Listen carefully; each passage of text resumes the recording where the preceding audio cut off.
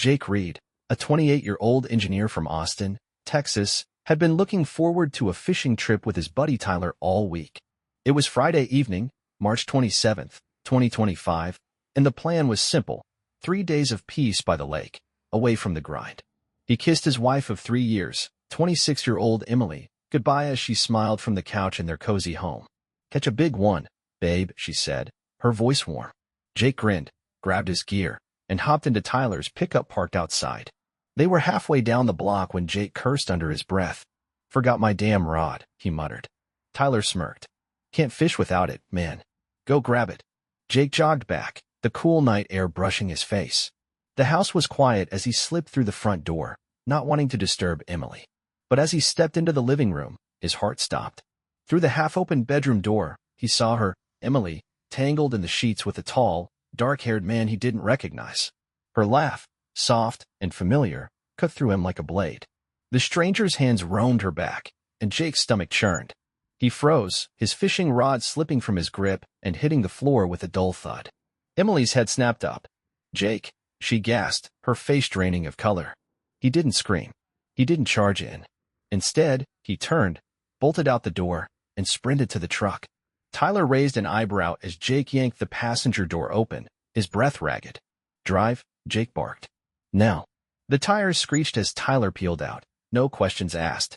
They didn't stop until they hit the highway, the city lights fading behind them. "What the hell happened?" Tyler finally asked, his voice low. Jake clenched his fists, staring out the window. "She's cheating. I saw her with some guy in our bed." Tyler let out a low whistle. "Jesus, man. You okay?" Jake shook his head, his mind racing. "No. But I'm not letting this go. She doesn't get to play me like that." An hour later, they pulled up to Tyler's family cabin, a rustic spot nestled in the Texas Hill Country. The place was bare bones, wood walls, a creaky porch, and spotty Wi-Fi, but it was far enough from Austin to think straight. Tyler cracked open a couple of beers and handed one to Jake. "So, what's the plan? You gonna confront her?" Jake took a long swig, his jaw tight. "Not yet. I need proof. She'll lie her way out of it otherwise." Tyler, a scrappy 30-year-old coder with a knack for digging up dirt online, grinned. "Say no more. Let's see what she's hiding." He fired up his laptop, the glow lighting up the dim cabin. Jake paced behind him, adrenaline pumping. "Check those hookup sites," he said. "She's too smart for social media."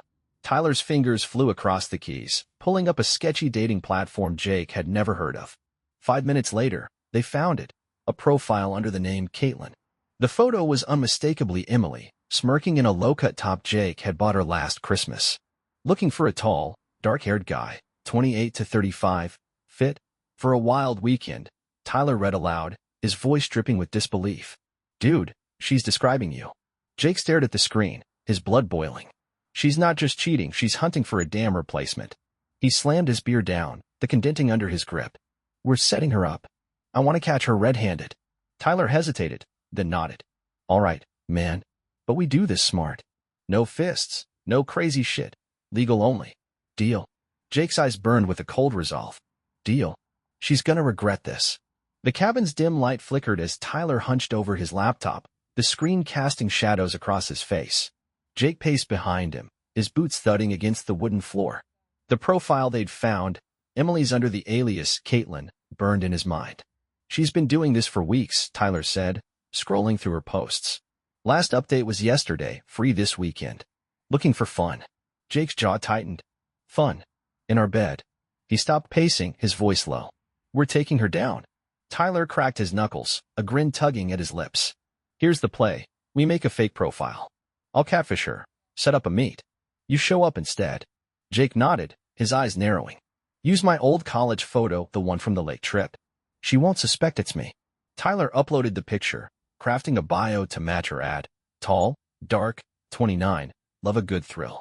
Within 10 minutes, Caitlin replied, "Hey, you're cute. Free Sunday night? My place, 8 p.m. Jake's stomach twisted. "She's fast. She thinks you're gone till Monday," Tyler said, leaning back. Perfect timing. Jake stared at the message, a cold resolve settling in. Send her a teaser. Say you can't wait to see her. Tyler typed, counting the hours. "You sound like trouble." Her reply popped up instantly. "Only the best kind. See you soon, handsome." Jake smirked bitterly. She's got no clue. Saturday passed in a blur. Jake barely slept, his mind replaying the image of Emily with that stranger. By Sunday afternoon, he was restless, itching to move. Tyler clapped him on the shoulder as they climbed into the pickup. 3 hours back to Austin. You sure about this?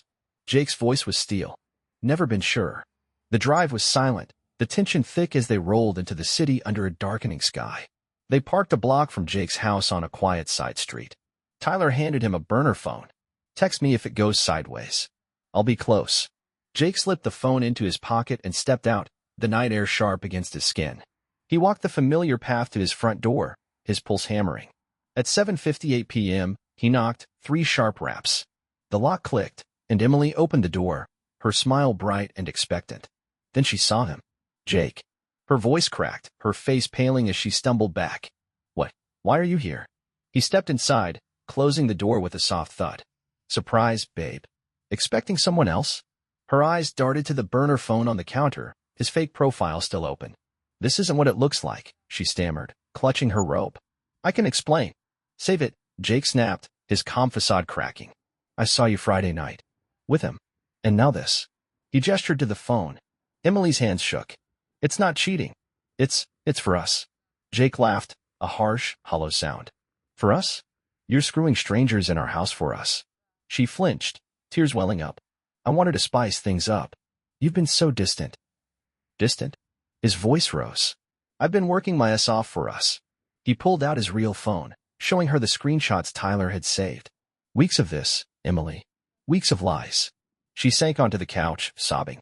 I thought, if I found someone like you, it'd feel the same. I messed up, Jake. Please don't leave me. He stared at her, torn between rage and pity. Then his burner buzzed, a text from an unknown number. Hey, Caitlin, still on for tonight? Got a surprise for you. Jake's blood ran cold. Another guy. He held up the phone. Who's this? Emily's eyes widened. I canceled everyone else. That's old. But the timestamp said 7:50 p.m. Liar, he whispered, pocketing the phone. I'm done. He turned to leave, but she grabbed his arm. Wait. I'll delete it all, right now. She lunged for her phone, fumbling to open the app. Jake watched, his heart sinking as she frantically typed. Then the doorbell rang. Emily froze, her breath hitching. Jake's eyes narrowed. Guess your surprise is here. He yanked the door open, revealing a guy tall, dark-haired, a carbon copy of himself, holding a bottle of wine. The stranger blinked. Caitlin. Jake stepped aside, his voice ice. She's all yours, man. Enjoy the show.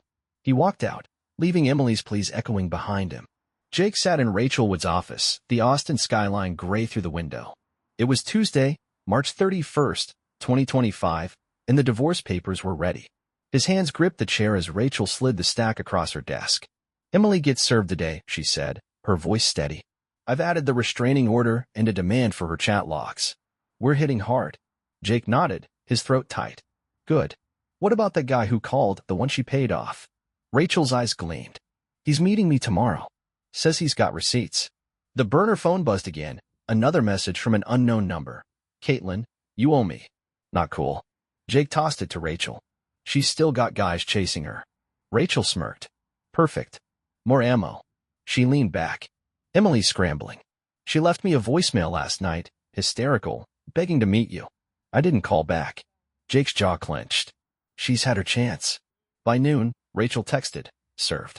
She's got 48 hours to respond. Jake spent the day at Tyler's, pacing like a caged animal. Tyler tried to lighten the mood. Bet she's losing it right now. Jake didn't smile. She deserves worse. That night, his real phone lit up, Emily, calling from a blocked number. He let it ring, the sound grating his nerves. Then a text, Jake, please. I'm not pregnant, I checked. Let's fix this. He deleted it, his resolve ironclad. Wednesday morning, Rachel called him in. Big update, she said as he walked through the door. Emily's lawyer reached out, some cheap hire named Phil Grayson. They're fighting the infidelity claim, saying it was a misunderstanding. Jake's laugh was bitter. A misunderstanding? With 3 guys? Rachel held up a hand. Wait for it. She's doubling down on the baby excuse, claims she stopped after Friday, took a pill. But her chats tell a different story. She slid a printout across the desk, pages of messages subpoenaed from the dating site. Jake's eyes scanned the lines. Caitlin, flirting with 6 men over 2 months. setting dates as far back as January. One chat, dated last week, made his blood boil. Can't wait to see you again. Last time was wild. He looked up, voice shaking.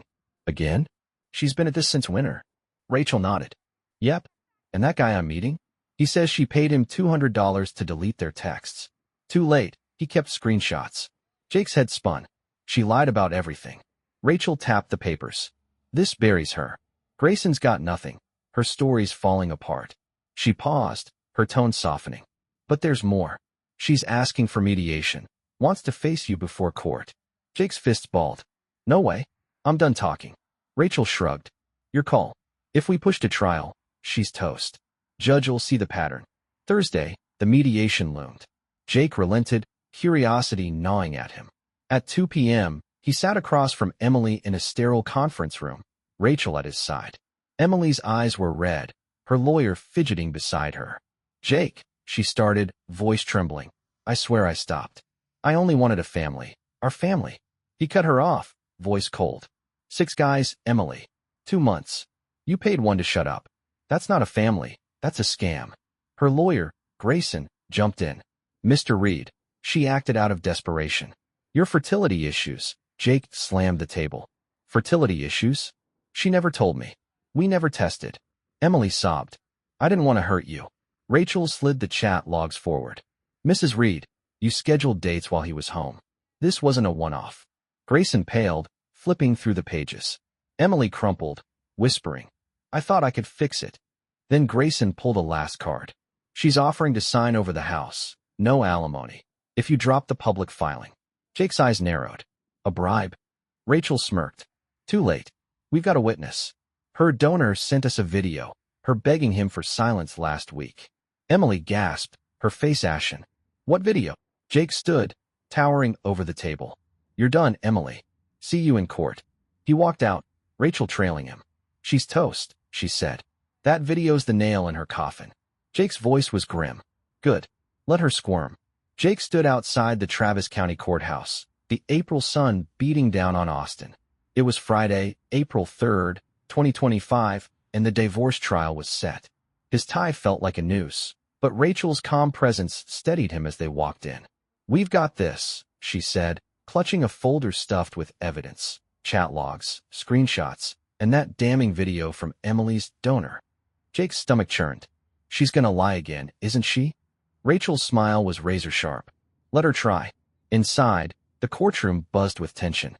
Emily sat across the aisle, her lawyer Grayson whispering in her ear. She looked smaller, her eyes hollow, avoiding Jake's glare. The judge, a stern woman in her 50s, banged her gavel. Let's begin. Mr. Reed seeks dissolution, citing infidelity. Mrs. Reed contests. Proceed. Rachel stood first, her voice cutting through the room. Your Honor, we have proof of Mrs. Reed's affairs. 6 men over 2 months, documented via a dating site. She claims it was to start a family, but her actions show deceit. She slid the chat logs forward, then cued the video. The screen flickered to life. Emily, frantic, pleading with a man on her porch last week. Delete it all. I'll pay you double. The room went silent, Grayson's face paling. Emily's lawyer shot up. Objection. This is coercion. My client was under duress. The judge raised an eyebrow. Overruled. She's offering a bribe, not begging for help. Sit down. Grayson slumped, and Emily buried her face in her hands. Rachel pressed on. She scheduled dates while Mr. Reed worked late, paid for silence, and lied about stopping. This wasn't a mistake, it was a plan. Jake took the stand next, his voice steady despite the knot in his chest. I trusted her.